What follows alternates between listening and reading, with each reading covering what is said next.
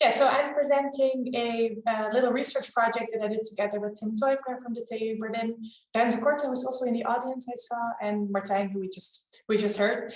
And I'm Judith Kas, I'm from the Berlin Social Science Center, and I'm going to talk today about the effectiveness of imported ratings on hiring intention of people on platforms.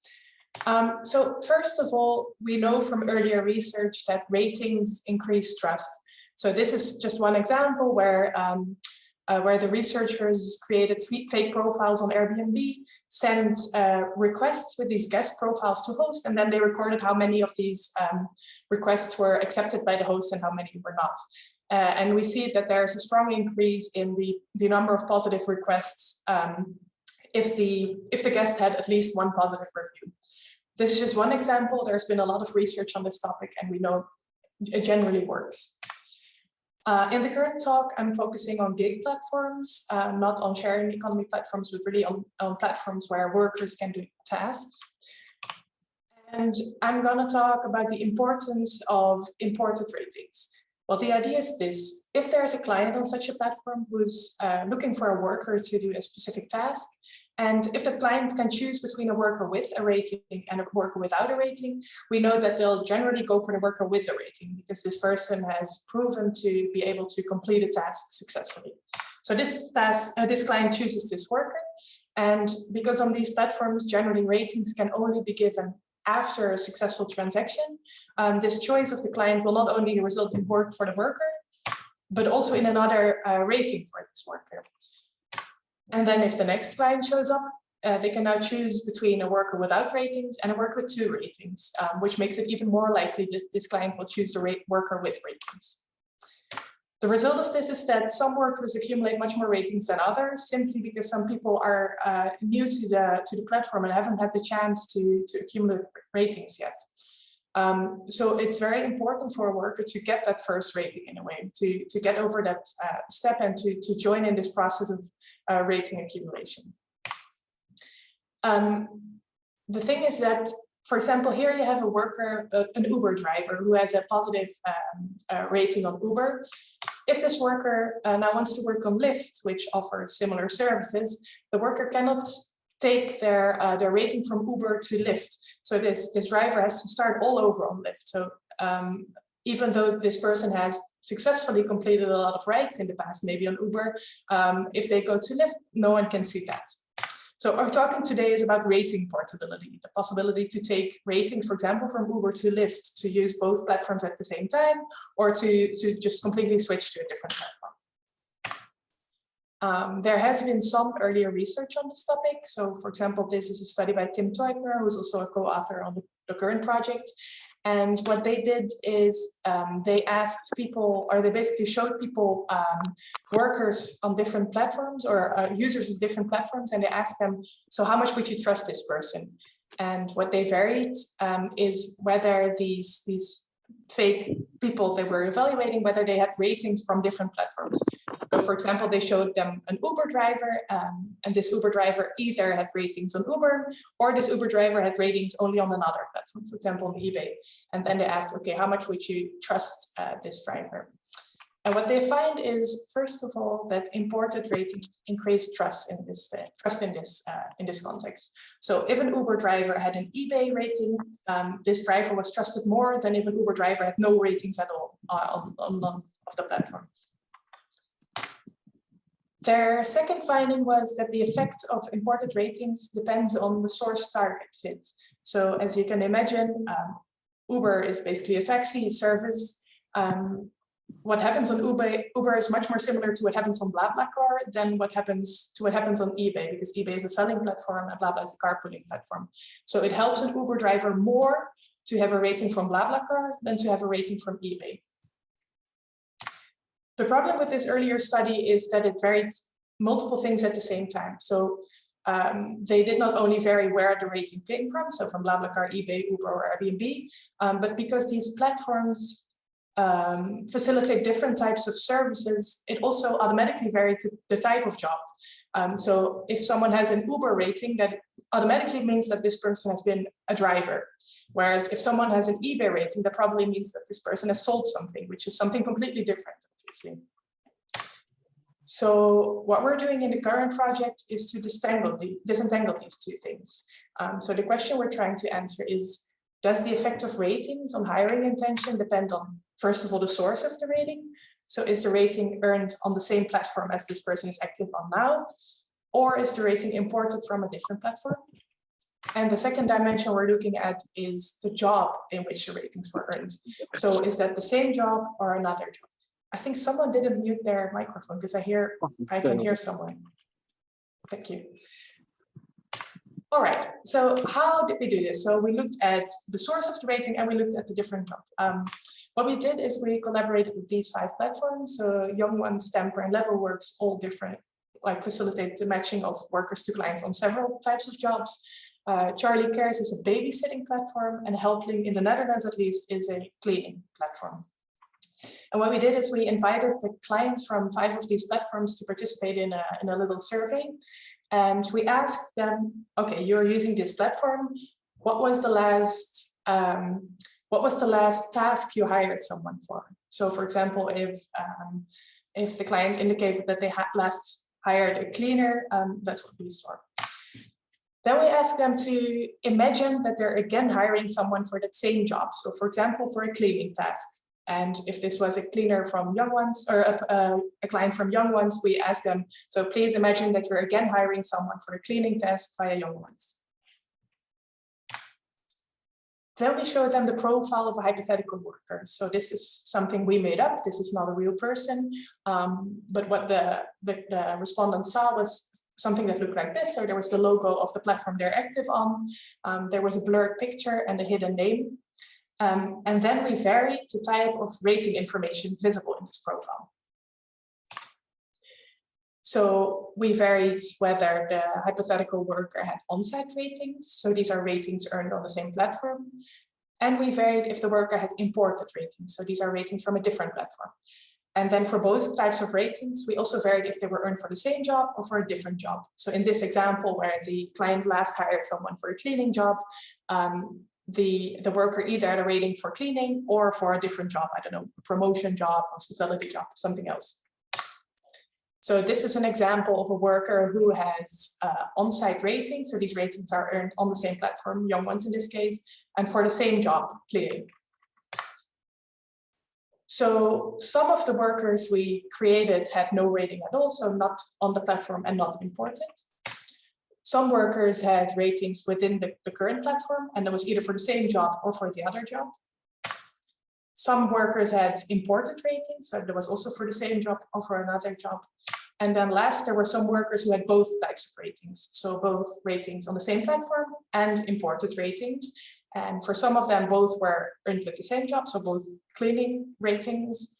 For some, it was both for a different job, so for example, for promotion. And some had one for the same job, one for the other job. We then asked the respondents if they would hire, how likely it is that they would hire the worker based on this profile. And they could indicate this on a 7-point scale from no, not at all to yes, absolutely. All right, then we go to the results.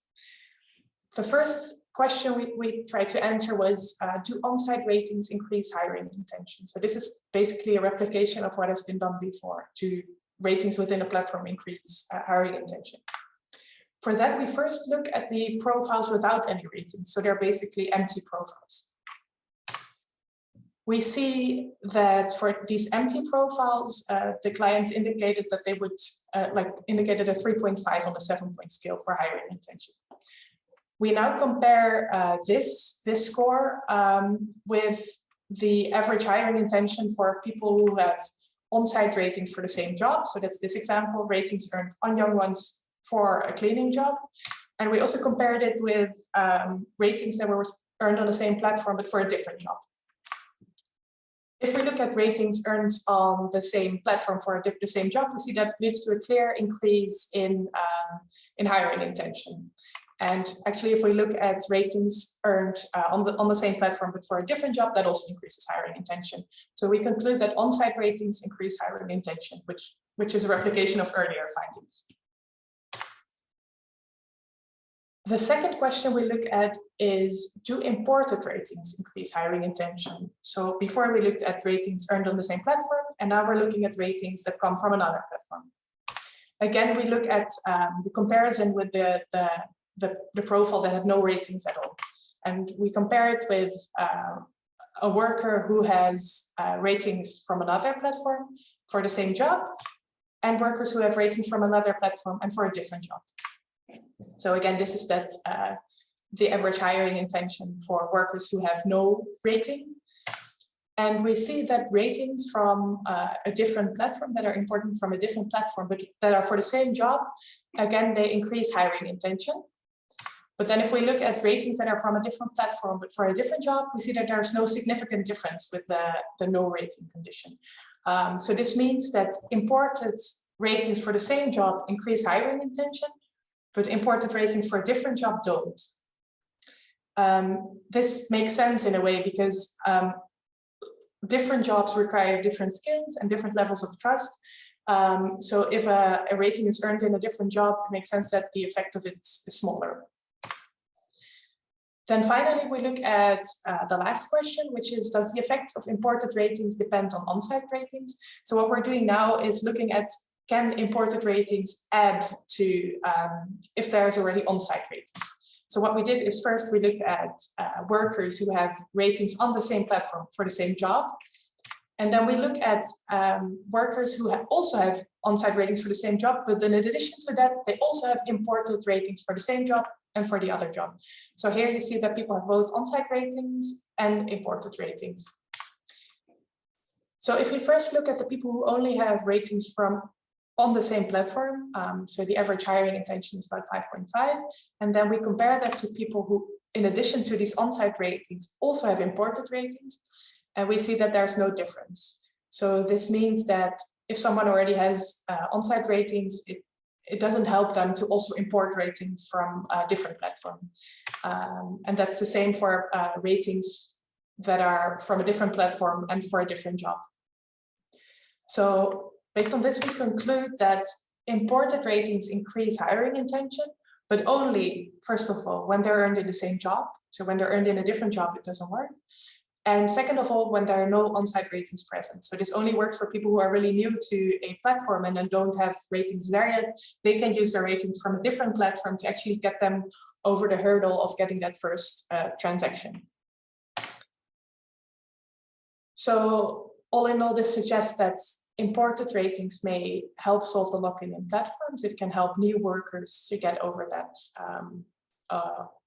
first barrier of getting a first transaction if they're new to a platform. But it is good to keep in mind that this helps people who have been active on a different platform, but it can actually harm people who have never been active in the platform economy at all, because they're now competing with people, first of all, who have ratings within the same platform, but also with people who are new to this current platform, but who have been active on different platforms and now can bring in that extra information to the current platform. So that was it for now. I must say that this is very much work in progress. So this is not a paper, like a published paper yet or anything. But if you have any questions, you can always send me an email and I'm happy to respond. Thank you. Judith, great. Thank you very much for your contribution. Maybe you can stop sharing screen so then we see you again. Great, thank you very much. There's one question in the chat. The question is, are the results model, estimates, or averages? Yeah, so the results I just show are controlled for all sorts of things. So the platform that this client was active on, the job or the job type they were hiring someone for. So this is controlled for a number of things. Okay, great. Thank you very much. I think, yeah, really interesting research we did. Of course, it's always nice to say that your research is interesting, but I think what it really showed us that's at what part, yeah, the existing literature, yeah, says the same, and then also how can we contribute in that. There's one question: what was the sample size per platform? Yeah, we had a total of 180 participants, and it wasn't completely evenly distributed over the conditions because, for example, on Charlie Cares, there's only one type of job offered. So we couldn't show people on Charlie Cares ratings from within the platform for a different job, because that's just not, that doesn't happen in real time. But in total, there were 180 respondents. Okay, cool. And so it was also a combination between the to business and to consumer platforms. And I also saw the challenge also with the research is that to consumer platform they have of course much more clients than to business platforms, because they have only a few clients, so many workers per client. I see that Bill also has a question, but I don't see it in the chat. So Bill, if you just can unmute yourself and start speaking. Hi, so nice to see you guys again. Judith, I like the presentation. I was wondering if you have negative reviews. Like the first review is very important, no? Like the first review is negative on your own site. Then if you like transfer your positive reviews, then would it have an effect that, I don't know, zeros out on total, or doesn't have an effect? Did you have a chance to look at that, or you don't have any? No, we didn't. We only looked at positive ratings here because we already had 9 conditions. So there was no way we could also introduce negative ratings.